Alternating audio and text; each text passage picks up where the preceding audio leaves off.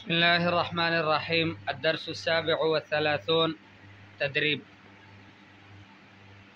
اليوم نقوم بحل هذا التدريب ونقوم بكتابة هذا الموضوع المطلوب منا. ما هو الموضوع؟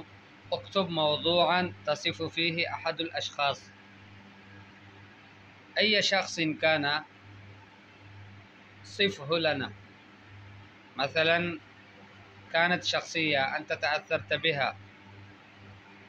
وأعجبت بها، فأذكر لنا تلك الشخصية أو ذلك الشخص، اذكره لنا، سواء كان عالما، مفتيا، مرشدا، أو رجلا سياسيا، أو حاكما عادلا، أو أي شخص آخر أنت تريد ذكره بعبارات جميلة أدبية فصيحة، اذكره لنا.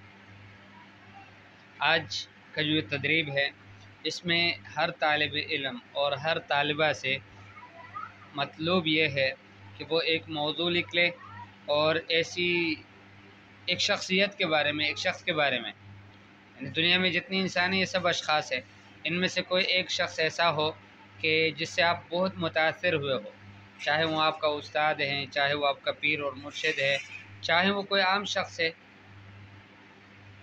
کوئی بھی ہو، آپ اس کے وصف، ان کے احوال بیان کر لو، یعنی اس کو آپ لکھ لو، اس کے اوپر ایک موضوع بناؤ۔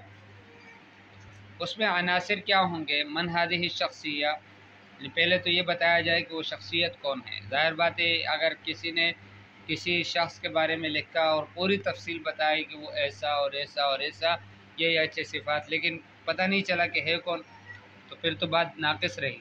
تو اس وجہ سے پہلے تو یہ ہے کہ وہ شخص ہے کون جس کو آپ نے ذکر کرنا ہے، تو وہ کون ہوگا۔ اب اس میں یہ ہے کہ موضوعات میں، کالموں میں کبھی کبھار ایسا ہوتا ہے کہ شروع میں بتایا جاتا ہے کہ یہ شخصیت جس سے متعلق میں بات کرتا ہوں یہ کون ہے، اور کبھی یہ یوں بھی ہوتا ہے کہ آخر میں، بالکل اینڈ میں وہ بتایا جاتا ہے کہ یہ ساری باتیں جس سے متعلق میں نے کی ہیں وہ فلاں شخص ہے۔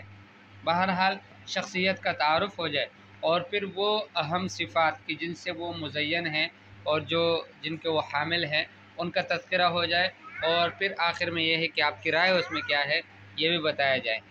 ٹھیک ہے، یہاں لکھا ہے المقدمہ الغرض الخاتمہ، تو مقدمہ سے مراد یہ نہیں ہے کہ آپ قرآن کی آیتیں اور احادیث اور جمعے کا خطبہ یہ سب لکھ لیں، ایسا نہیں ہے۔ مقدمے آپ نے پہلے بھی دیکھ لیے ہیں پچھلے موضوعات میں کس طرح سے شروع کرائے جاتے ہیں، تو اس طرح سے آسانی کے ساتھ آپ نے بس وہ اس کو شروع کر لینا۔ پھر غرض میں یہ ہے کہ اس کی صفات کیا ہے، کن کن اوصاف سے یعنی وہ شخص متصف ہے، اور آخر میں پھر آپ کی رائے وہ خاتمے میں آپ ذکر کر سکتے ہیں، یا اس کا جو آپ نے لکھا ہے اس کا خلاصہ آپ ذکر کر سکتے ہیں۔ تو بہرحال اس انداز سے آپ نے اب سے لے کے ظہر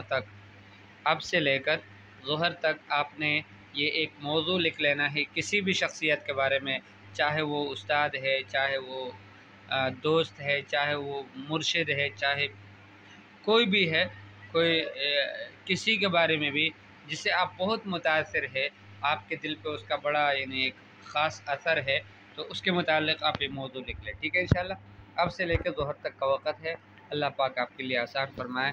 گزارش کروں گا کہ سب لکھ لیں اور کوئی بھی اس سے یعنی رہے نہیں، ایسا نہ ہو کہ کہے کہ یار رہنے دو بس ایسے ہی۔ تو اس طرح سے کتاب سمجھ میں آ جائے گی، لیکن یہ ہے کہ انشاء سمجھ میں نہیں آئے گی۔ انشاء کے لیے ضروری ہے کہ آپ لکھ لیں۔ ٹھیک ہے انشاءاللہ۔ السلام علیکم ورحمۃ اللہ وبرکاتہ۔